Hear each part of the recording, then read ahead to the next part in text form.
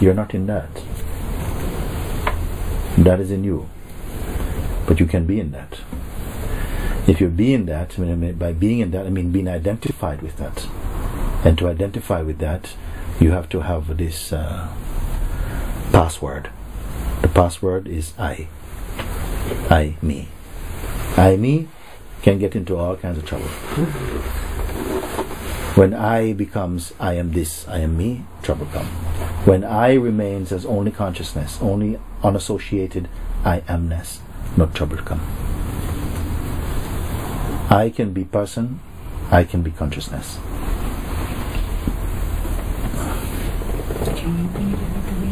Open the window.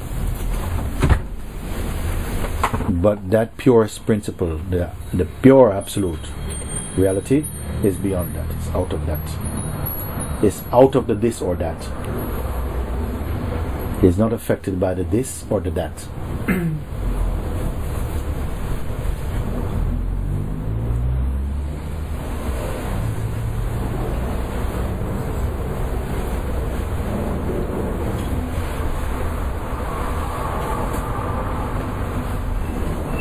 So there's no I in awareness. Awareness is just watching the I. There's real comfort in the feeling of I. It's okay. It's natural. If you say there's no I, immediately you become first-class hypocrite. The feeling of I is natural. For some, even I represents or denotes the absolute even. Why not? Why stop at consciousness?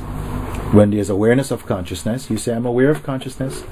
That I that's aware of consciousness is the absolute. Don't even limit the I itself. To say that there is no I.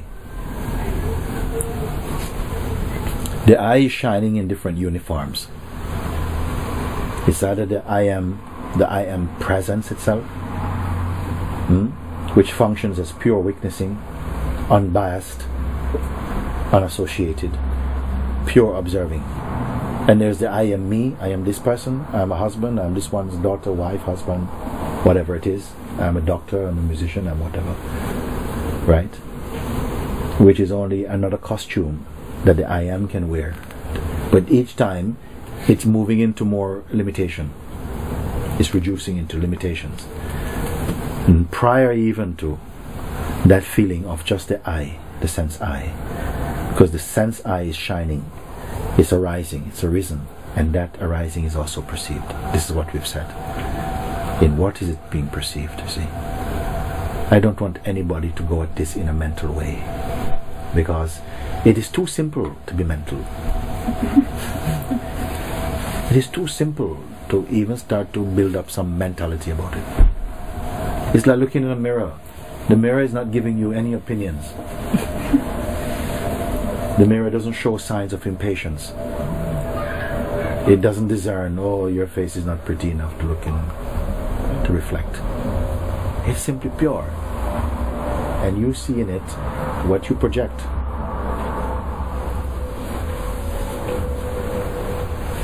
So this sense I, only to understand this principle what it is. What costume is your I wearing today? The costume of a doctor, the costume of a musician, costume of a realized sage, the costume of what? That's all. And what perceives the I? Just out of this simple contemplation, so many forests is burning. And a silence is left.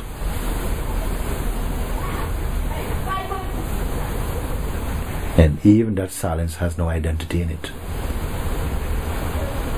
What is the religion of silence?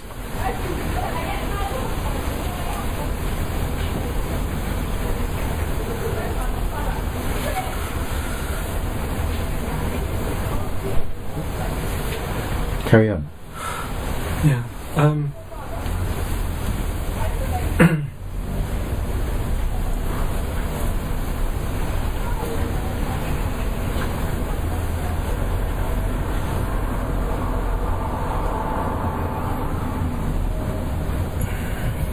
I have a situation where lots of fear is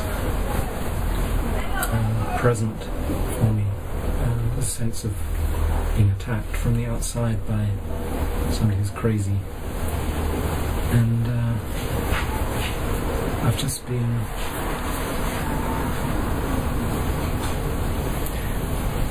the absolute, the sense is the absolute has been overwhelmed by the ability of the fearful personality to just run riot with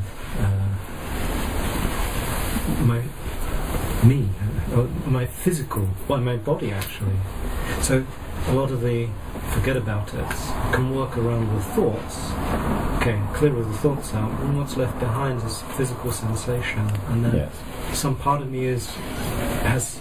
What I was just thinking about was what bit of me is it that has preference over the feelings that are arising. So some bit of me is somewhere else. It's almost as if has decided actually, well, the fearful sensations in my body are not desirable and I don't want them, so there's the resistance to them. It's your feelings for survival. It's natural. That will come up inside. You see, they will come. And actually, sometimes when we are really pressed up against the wall in a corner, you have no moves left. You have no moves left. It's a great opportunity. It's not an opportunity you will choose, but it's a place to be. It is a place to be. It is an auspicious place to be. It reminds me of a story Papaji told. Some of you who have been with Papaji know. There was once a certain girl from a village was getting married. Now, in these places, there is no frolicking about before you get married. It was like, like that. Now, she is seeing her beloved, but they have not been given so much time to be together.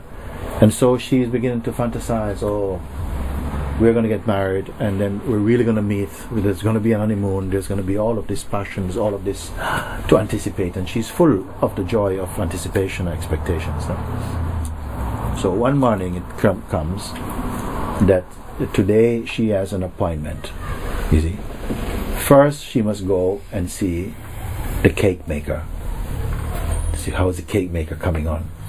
All the ingredients are in, and everything must be perfect for the day. After the cake maker, she will go and see the dressmaker, and then she will find out if all the fur of the dress is beautifully put together and all the sequins are on and all of this. She's full of excitement.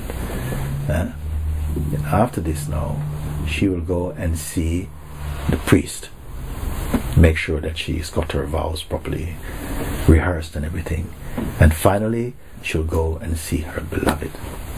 Okay, this is the program for today. They'll have a few exchanges and that's it. Just another day to wait, and the marriage is consummated. It's full of joy. So she is left home, and she's skipping through the forest, along the forest road. You see, full of the joy of anticipation. You see, and as she walked out, she turned a corner. A lion stepped out of the forest. Hungry lion on the path. Can you imagine? Anybody has seen a lion? How big? Not a pussycat. Okay? Face to face with a lion. She can hear that rumbling in the chest. She can smell his breath.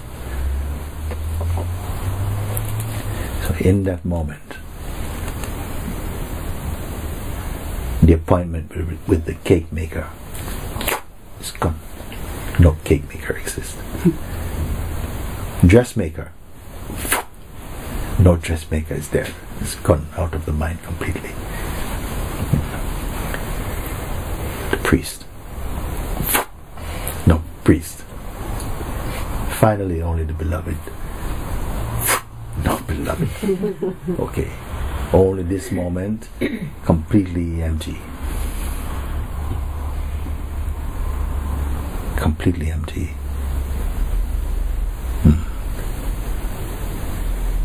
You see. So, Babaji says, don't turn away from this moment.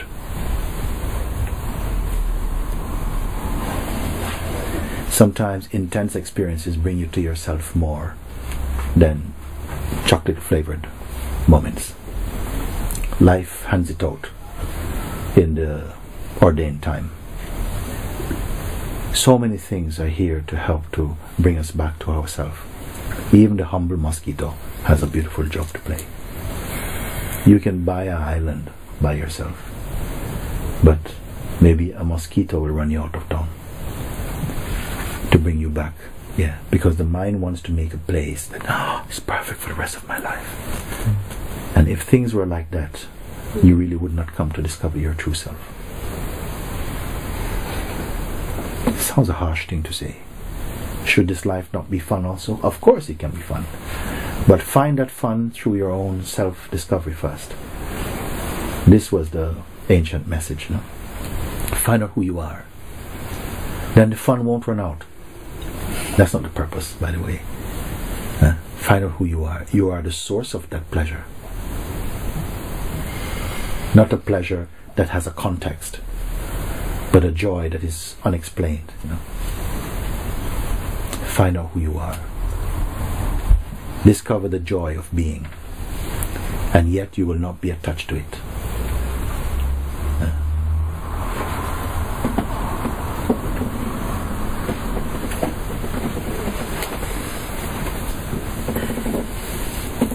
Babaji say, don't reject this lion on your path. Every now and again we meet a lion on the path.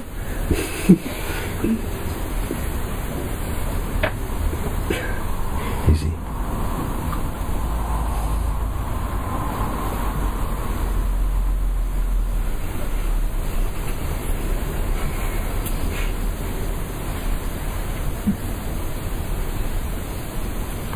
When you meet the lion on the path, you won't be thinking of shopping. You won't be thinking of shopping. You won't be thinking of party.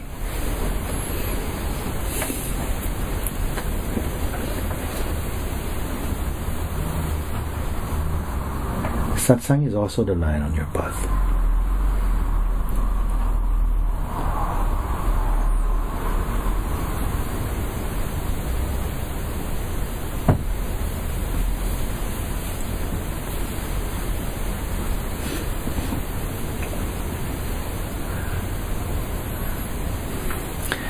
If the opportunity, let's put it like this, was present right now, in the next few minutes, to be once and for all be delivered from the hypnosis of our own conditioning, who is up for it? This is very good. But did the lion eat the woman up?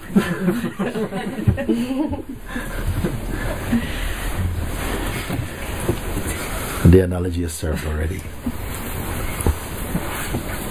Mooji, can I ask, it feels like this discovery is made, but it's the word that you used at the beginning, established.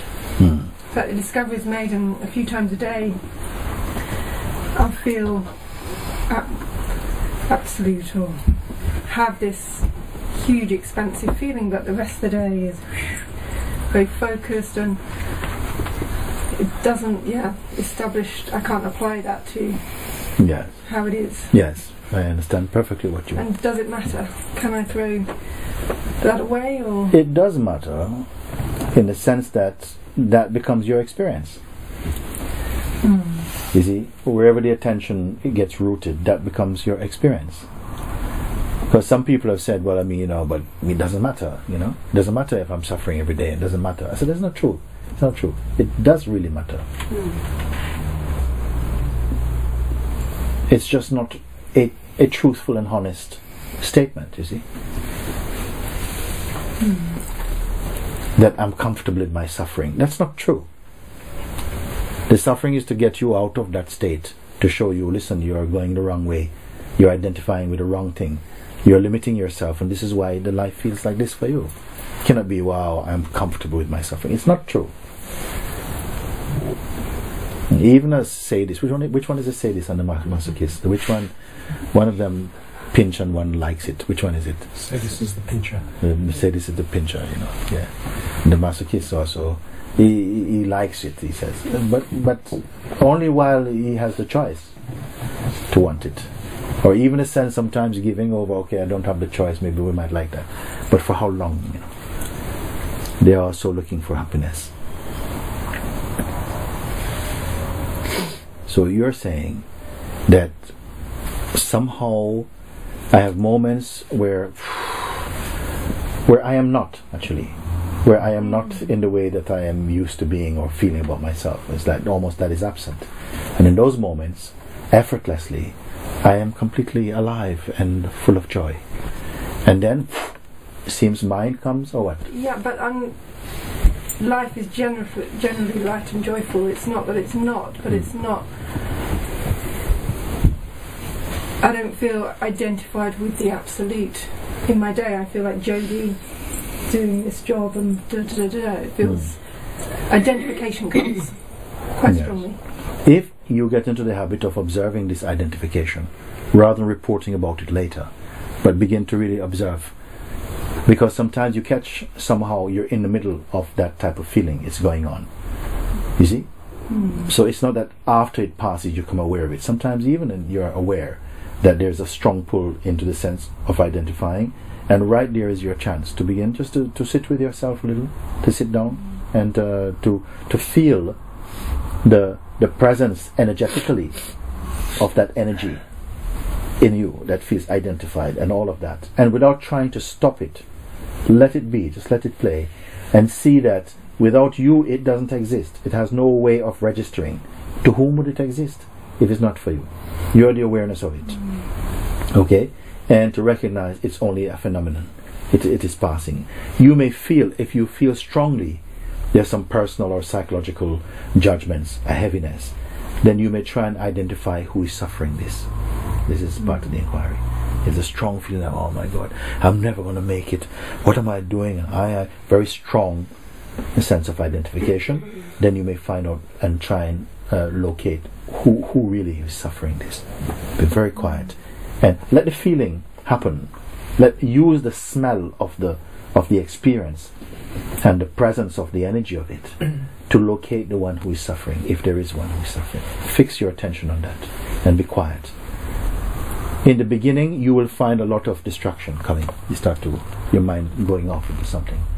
But each time, as much as it is with you, this power, bring the attention back to really look into this question, who really is suffering, and just keep quiet. Just see if it can be identified. Who is suffering at that point of suffering? And don't think and imagine who is. Just ask the question, be quiet. And something will happen. You will come to see clearly whether this exists or not. Because the moment it's clear for you that it's only another kind of phenomenon and nothing more than that, that has no independent reality, it's only arising and something is saying it's happening to me, and that which is saying it's happening to me, see if that one can be recognized, and the whole pack of cards will, the house of cards, crumble in it. This you have to do it. You will see it's not so difficult to even.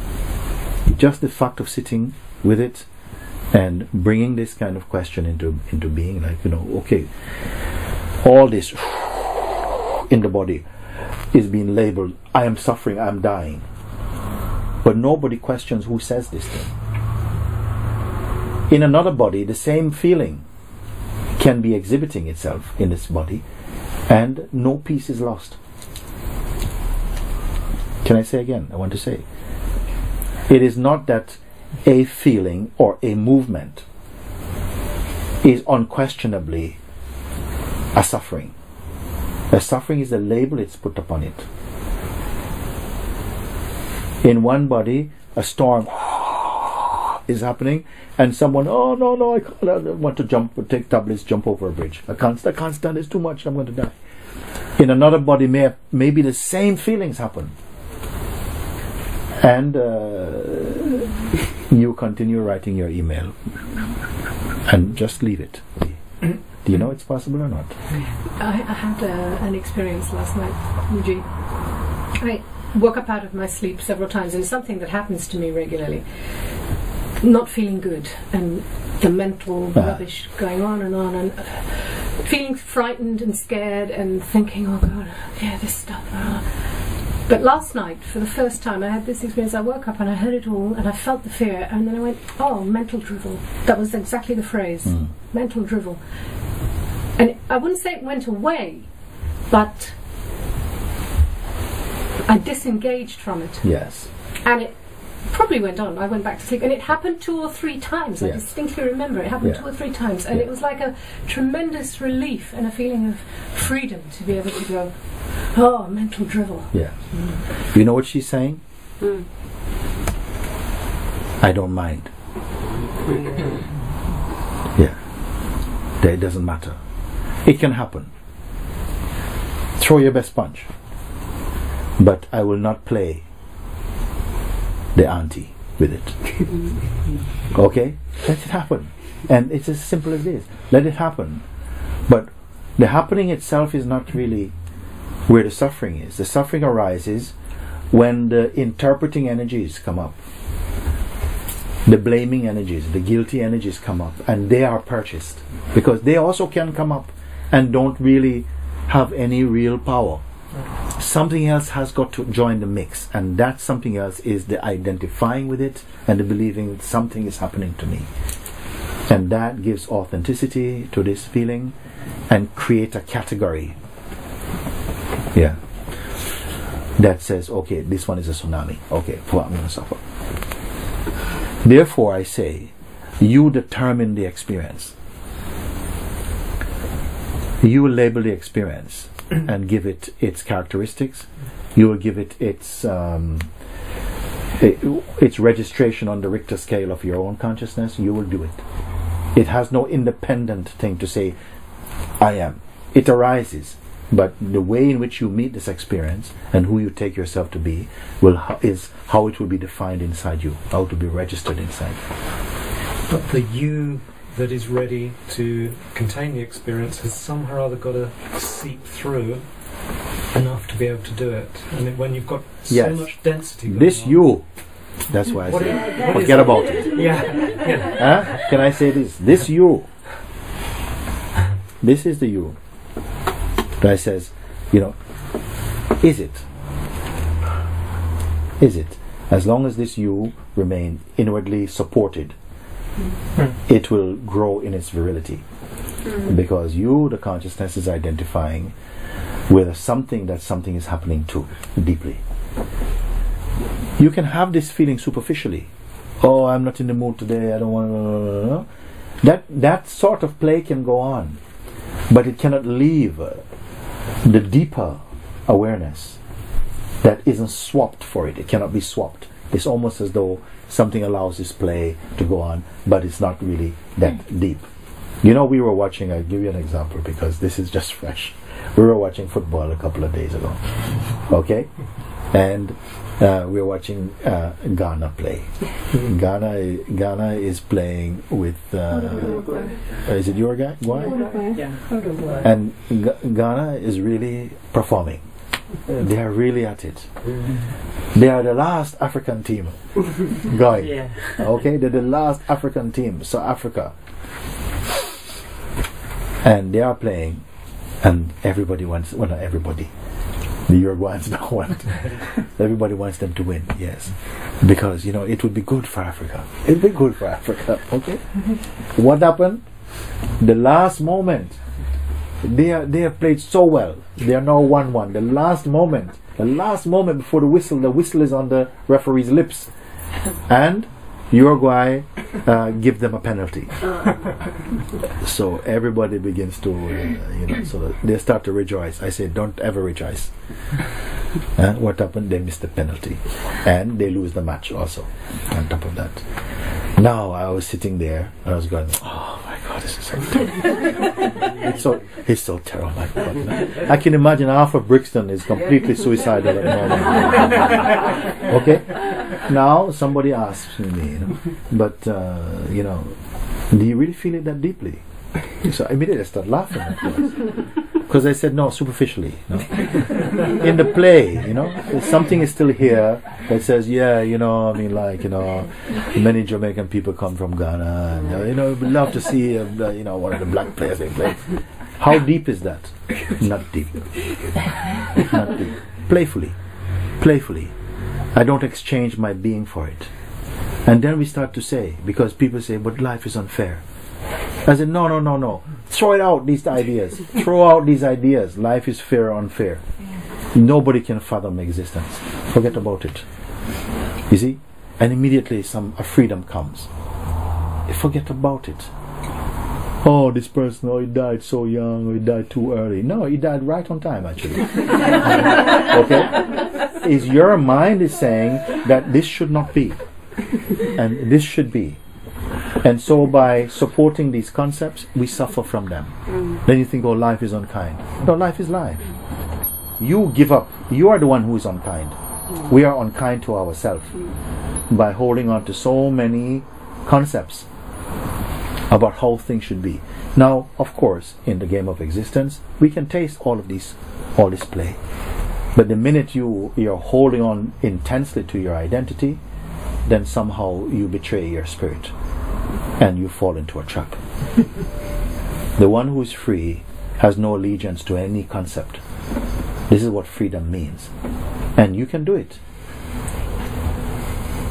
You don't have to be, oh, I support this, and who will I be without my concepts? No, this is nonsense. You are divine, you are free, you are divine now, but you don't appreciate it, so therefore you are not divine.